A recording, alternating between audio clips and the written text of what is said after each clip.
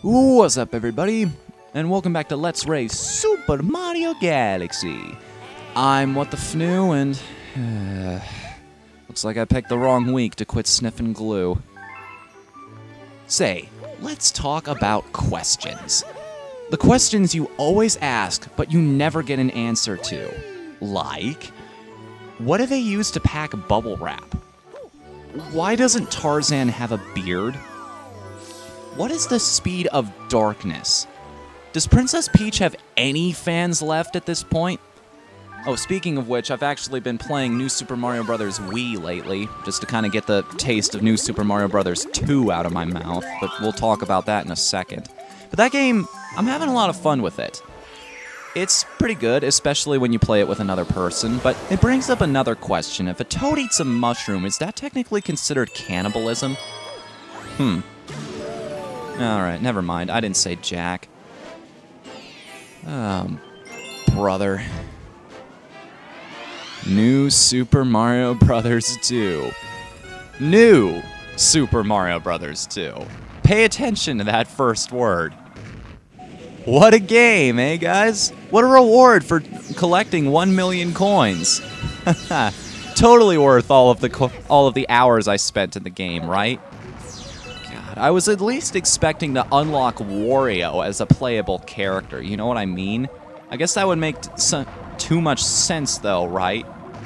I mean, think about it. A game set in the Mario universe centered around collecting as much wealth as possible. You'd think Wario would be a shoo-in for something like this. I mean, really. And one of the most common criticisms I've heard of the game is actually that there is a multiplayer component, but there's no incentive other than cosmetic changes to choose between Mario or Luigi. There's no reason to play as one person or the other. Think about this. Wario would have made that and would have fixed that immediately. The shoulder tackle, the fact that he's heavier so he has a better ground pound, and just the fact that he's not as nimble as Mario. Mario would be able to run faster, do the triple jump, and just jump higher, and Wario would be the power character. It had an easy solution to that problem. I'm sorry, guys, but when I'm coming up with better ideas than the company behind the game, we have a bit of a problem here. Okay, I know this sounds like a complete 180 from where my opinion was before, but I'm starting to have second thoughts about the Wii U.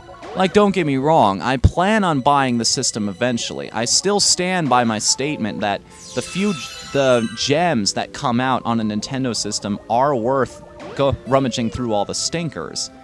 It's just I guess it's all the negativity that's been bringing me down. That's been making me feel like it might not be worth it in the end. No, you know what it is? It's the price. The rumored price point. This is what it all hinges on for me. If that system is more expensive than $250, $300 at most, I just simply can't afford it. It's just too high for me. I still want to play games like Pikmin 3 and Rayman Legends. Both of them look absolutely amazing. But the simple fact is, I am a Nintendo fan, but it's just, I would like to know when the system is coming out, first off. That's what I want to know. You feel like throwing me a bone there, guys? Honestly, you want me to be a day one purchaser, I will, but only if you make the entry barrier just a little easier to cross. You know what I mean? Honestly. Hey, guess who figured out where the hidden star is in this galaxy? Attacking Toucans. And because of him, I managed to follow his lead and be able to know where it is in this world. Yay for feeding off of somebody else's success, right? Oh, speaking of feeding off of somebody else's success, once again, bringing us back to that game. Ay, ay, ay. Ay, ay, ay, ay, ay. Sorry, I've been in a Power Rangers mood lately. Speaking of being a writer, I've actually You know, I've been thinking, I always come up with ideas for other people's IPs. You ever do that? Like, you come up with a story for a character or a setting. I know what it's commonly referred to. And you can never, most people who have ideas like this can never hope to get them developed, but it's just, sometimes you can't help but wonder, what would something be like if it were like this instead of this? Hello? Oh, I see. I gotta hit it with the star, because that makes all the sense, right? I kind of like this star, to be totally honest with you. I just like the simple setup of it. It's just, it's there. Oh, shit. Oh, no. Hurry. Yes. I like the simple setup. It's just there. It's not really too in the... Ah! The same thing happened to me, damn it. I like the simple setup of it. It's just there. There's nothing too overly complex about it. It's just a bonus star, just as the name implies. And I kind of like that. Keep it simple, stupid, right? Oh, wait, did I just... Yeah, I think I just did. I hit 60 stars. I don't know. There's been a lot of debate between which style is better. The Mario approach to games, to collectathon games, where you have different levels that are all powered by... you have a whole bunch of different levels that are all under their own rules, that they all have unique little ideas behind them. Or you just have a game like Banjo-Kazooie, where the entire level is designed around collecting every single thing at once. You don't have to leave the area and then just bring yourself back into it again. Personally, I understand the advantages and disadvantages to both. I mean, if we're talking about the amount of effort that goes into something, Banjo-Kazooie wins hands down. From a developer standpoint, I can tell you that the idea of building a level designed around having all those things happen at the same time and having the events of collecting certain jiggies or going through the conditions to get certain jiggies intertwining with another and working off of one another, that's a humongous feat. That takes a lot longer than just saying, okay, how can we make this level unique from the last one while still using the same area? What else can we do in this place that we couldn't do with the layout we had before? But in the end, so if we're talking effort, Banjo-Kazooie wins out, but in the end, I just prefer the Mario style. I don't know, there's just something a bit more appealing from the creative standpoint about it. By allowing every single level to be totally unique to its own and allow it to have its own logic and its own rules, you open up all kinds of possibilities. You allow yourself to have a little more leeway in terms of what you can put into that stage, and therefore maybe give the player a little bit more of an intuitive experience. A unique experience to that area.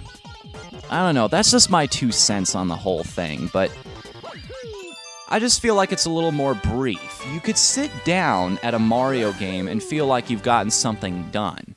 You actually have a boosted counter, and that is in Banjo-Kazooie, Banjo-Tooie as well, but it feels like you have to beat the whole world before you've really accomplished anything significant. Or you have to get through a huge portion of it before you feel like, okay, yeah, I've made an impact here. I don't know, that's just my 2 cents on that little matter. I wonder when I'm gonna go take down Bowser. Should I do that in this episode? I've already gotten my least favorite star out of the way. I'm surprised I had as little fail as I did. Wow. I didn't even point that out. I was too busy talking about my griefs with Nintendo right now. I gotta tell you, it's taken a lot for me to get into that mindset now. Like, I was all on board for the Wii. Like, I was ready to defend that thing to the death, but now I'm not so sure anymore. Like, you really have to make it easier for me, guys.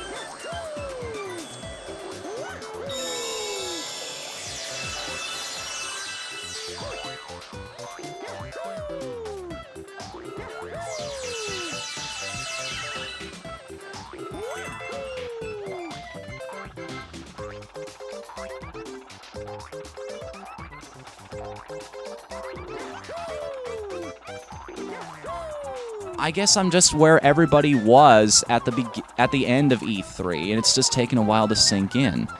I really needed more from that whole thing, and I didn't get it. I need more of a reason to stay on board with you guys, so that my faith is well-founded, you know what I mean? Ah, well, at least I can play this in the meantime. I don't mean to be a real negative Nancy, guys, but... we'll see. It all depends on what Nintendo wants to do. If they can make the system affordable, you can definitely expect me to pick one up. I will. I still stand by the fact that Nintendo games are some of the best in the world. They just have some of the greatest ideas and IPs out there. And whenever you make a game that features these people, and prominently, you're almost bound to have a winner every time. They've just got that magic touch. I just hope they can continue to deliver on it the way they always have been. Oh, shit. Oop, shoot. Oh, wait, that's for falling. Never mind. Can't make that reference here. Oh, boy. I've been saying oh boy a lot lately. At least I haven't said you know what in this episode yet. I've been trying. Trying. It happens when I least expect it, I find. I thought I didn't say it at all in the last episode, and yet I did it multiple times. That was kind of disappointing. But not as disappointing as collecting 1 million coins and only getting a changed title screen, right? Alrighty then. It's waiting for us up here. Oh, right, this. Wait, what's over on the backside here? Aha! Thought you could hide from me, eh? Escaping? I don't think so.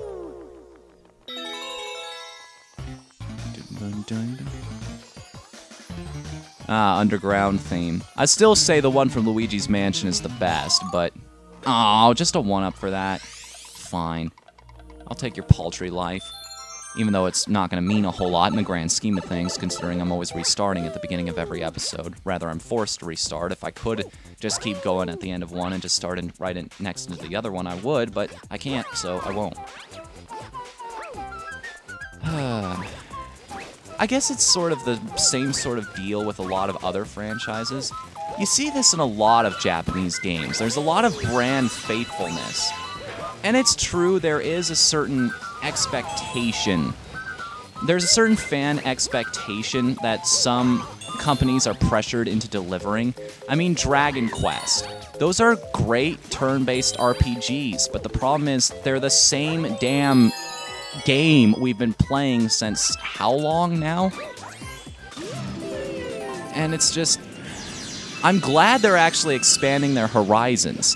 That now we've got Dragon Quest X, which is trying something totally different with the whole online functionality and everything. That's great. I love it when companies innovate.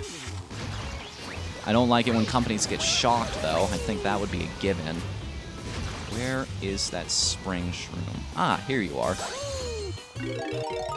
I'll be talking more into detail about this in RTG's episode 15 when it goes up, but just suffice to say, there's a lot to be said for a company that likes to step outside their comfort zone and try something. Like, a lot of people have really been praising The Last Story. And the thing about that game is, it tries a lot of things that are new and unique. It steps outside what you would expect the comfort zone of a JRPG to be. And I can definitely respect that. That's a great thing to do. I can definitely get behind any game that likes to step outside its boundaries and try something totally different. And now for something completely different. Oh, no, no! Whoa! Did I just pull a magical Jesus jump there? Wow. Okay, grab the mushroom. We need it. But, anywho. Let's talk about something a bit more positive, shall we? Okay, this is just getting stupid now. Leave me alone! My mom hates that word, stupid. It just punches her buttons. I hate to get into a little bit of family drama here, but my, I don't know if I've talked about this before, but my parents are divorced. Don't feel sorry about it. It's been happening. It happened years and years ago. It's nothing, there's nothing really to feel sorry about anymore. It's just they couldn't be together anymore. And I'm not going to bring you guys into the details as well, but my dad's been seeing somebody else after all this time. And she's a nice person. I don't think he's ever going to marry her. I don't think she realizes that, which is the sad part. But the thing is, I don't know. I hate for things to have turned out this way, but I don't think my mom and her see eye to eye. Like, they're okay when they're just talking to each other in person, but it's Grace, my kid's sister. It's kind of through her that Mom sees the bad side of Carla. And this is, my family is really weird, okay? Let me see if I can attempt to explain all of this to you. This is basically the composition of my family. We've got my brother, my little brother, 2 years younger than I am, who is diagnosed legally with autism, i.e. mental retardation. I don't mean that in a bad sense. He is legally diagnosed with a condition and he can't function in society, so I'm not being mean or anything. We have my sister, who is the complete opposite of me. She loves to go outside, play sports. She's an incredible tomboy. She's a very tough, very outgoing person. We've got my kid sister, Grace, and there's an interesting story behind her. Grace was never intended. She was actually adopted from China by a good friend of the family. I used to call her Aunt Mary, even though she isn't really related by blood. I just called her Aunt Mary out of respect because that's what my mom told me to call her. But the thing is, she died a few years back, way before my parents got divorced too. So we actually kind of inherited Grace from her, and as my dad says, there's always room for one more. So that was kind of an interesting development in my life, having a brand new sibling that nobody ever expected. And I don't mind her being here. She's a good kid, very good kid. I appreciate her presence. But she, how do I put this? I'm a bit of Daniel and I are a bit of savants. We're very good at things like math, science. I was reading when I was 2 years old, okay? I was reading a newspaper with my grandfather when I was still watching Sesame Street on TV. My brother knew how to say Pocahontas when he was 1.5. My little sister, Grace, no, not Grace. Sorry, I'm getting my names mixed up here. Oh, sorry. I said before I didn't want to mention her name on camera either. She doesn't want me to. But, shoot. Now I've completely lost my train of thought. I can't do Weird Gravity and talk about family at the same time. The point I'm trying to get to is, yeah, Grace was adopted. My little sister's a tomboy. My little brother is autistic. My mom and dad are divorced. They hold the positions of GM and karate instructor, Chun Kook Do, a style headed by Chuck Norris.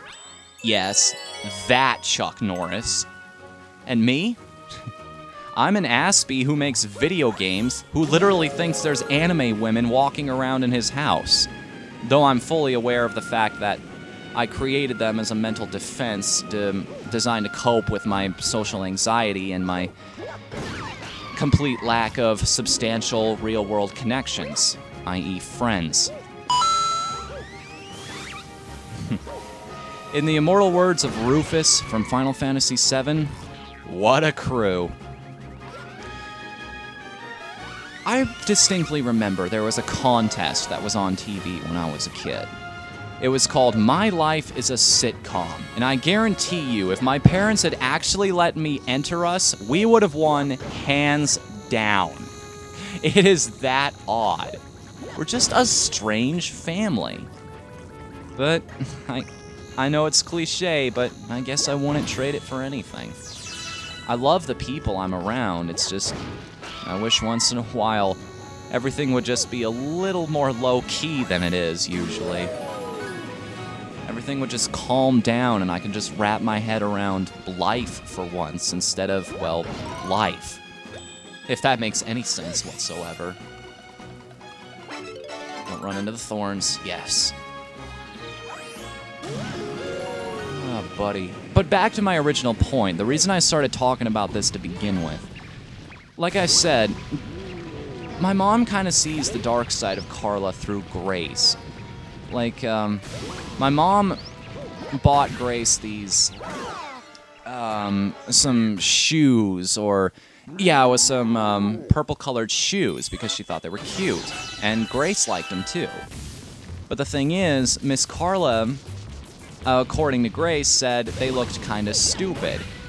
And it took every bone in my mom's body not to say, yeah, well, Carla is fat and ugly, and only one of those can be fixed. She didn't say that, though. She was much more polite about it. She said, you know, that's a word that can offend a lot of people, so you need to be very careful about how you use it and where. Come to think of it, I get a little bit of my language from her, too. I tend to use the word choose instead of pick sometimes. That one bothers her a lot, too. She'll always... I don't know why it bugs her. But I guess I know why. I just don't understand as well as she does. The annoyance. She's always stops me when I use that word, and she says, no, you choose. You pick your nose, you pick a scab. You choose everything else. She's also the one who got me to stop saying, well, I guess didn't get me to stop saying stupid, but, oh, flip a coin here, guys. I guess I've got time for Dusty Dune. I'll probably take down Bowser in the next episode. I really need to get that out of the way. I feel like I want it to be at the beginning of the episode, though, because including the credits and all of that, I'm not really sure. I should probably put off Bowser for now, because I know you have to beat him to access some of the stars in the game, but at the same time, I also don't know how Attacking Toucans and Donabells are going to handle this. Like, do you have to watch the credits all the way through? Is there even a way to skip them? I don't remember. What exactly am I expected to do here? I don't want to break the rules and have my time be not legitimate, if you know what I mean. I just want to do everything by the book, if you will. I don't want to make anybody... I don't want there to be a question if I happen to win this race, is what I'm trying to say. I don't want anybody to go, oh, well, you did this while they did that. No, that's nonsense. I want to be able to say that I did everything exactly the way they did, and there's no... I guess in that sense, my competitive spirit is still around. I mean, if somebody challenges me to something like this, just for the sake of fun, I want to win. I guess that's where my mentality about speedrunning comes from, is that it's not quite as personal if you don't know the people, if you don't really... if there's not really a sense of fun to the whole thing. I don't get a whole lot of fun from just challenging people I've never even met. Well, okay, I guess that's not a good way to say it, because I've never met Tyler or Donabells, Attacking Toucans or Donabells either. Not personally, anyway, but... What am I even trying to say anymore? I wish my mind would work sometimes. I wish I could form coherent thoughts. I wish I could just think and instantaneously have something come out. I really have a fondness for people who can do this well, who can just come up with something off the top of their head and just blurt it out, and it ends up being brilliance. Someday, man, someday. Someday I'm going to be better at talking like this. Someday My artistic abilities are going to be better than they are, and I'll be able to draw sprites on the level of, say, BlazBlue. You know, for all the crap I give that game, I will admit it did two things right that I can't argue out. The art and the music. That'll only take you so far, though. It doesn't change the fact that the story is still so confusing that Kingdom Hearts is easier to figure out, but I digress.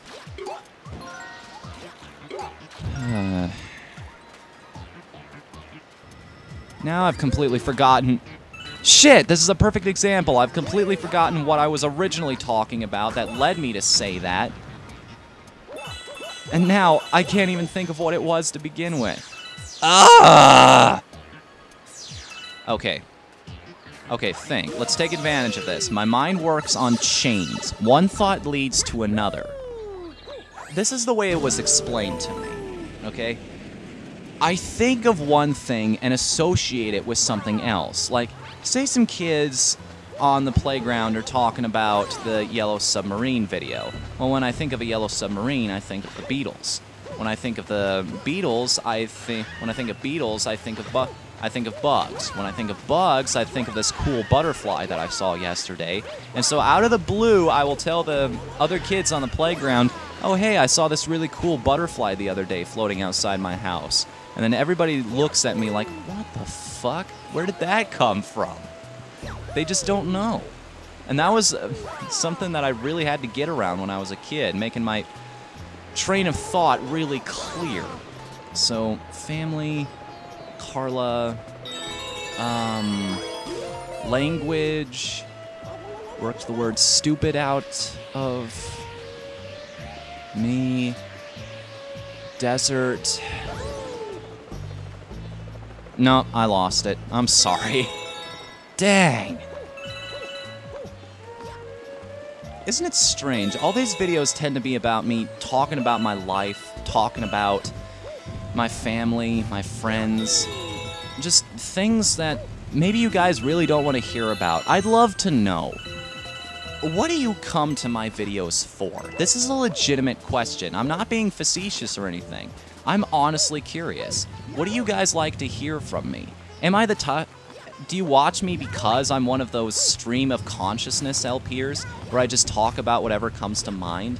Do you like seeing the game going against what Diabetes would say? Or do you just think I'm legitimately witty and I come up with some clever things sometimes? I'd love to know, and I'd love to know why you guys keep coming back so I can keep doing it. Seriously, I want to drum up some conversation about this. Don't leave me hanging, guys. I need to know this kind of thing. I can only get better if you tell me how I can do it, so please, enlighten me. Hallelujah, we're done with that.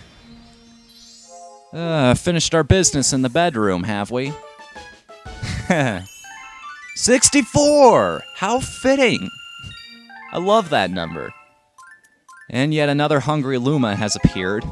I wonder how many this guy wants. I've got 30 seconds left, so we may as well see. I don't have time to do another star, so... Yo.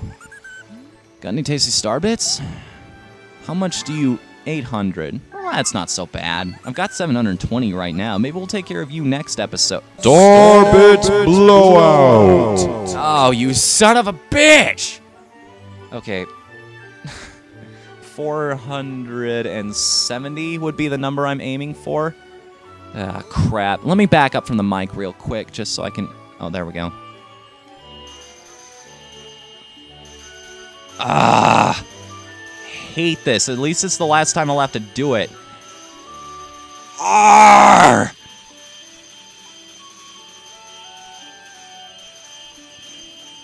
For those of you who don't know, I have somebody in the room with me here. He's kind of like what Donabells and Attacking Toucans are to each other. He tells me when I have to do the lifelines. He's the one who's going to screw me over in the background. And he knows, the worst part is he knows how this game works, so he knows what the most opportune times are to use these lifelines on me. That's the part that's gonna suck, because he's played this game a multitude of times, and he knows which stars I have trouble with. Surprised you didn't use one during the Sling Pod Galaxy. You know I hate that one. Oh. Oh, he says, he was saving the Starbit blowout for another time because he wanted to see me get tortured. How nice of you. How completely considerate. So, everybody, that's it for Let's Race Super Mario Galaxy this time. I will see you again when we will maybe take on Bowser. So, oh no, we won't, because I've still got one more episode to do this week. Damn it. In order to catch up. So, next time we will just kind of... We'll keep doing this. We'll keep running in circles. So, I will see you guys then. Later, everybody.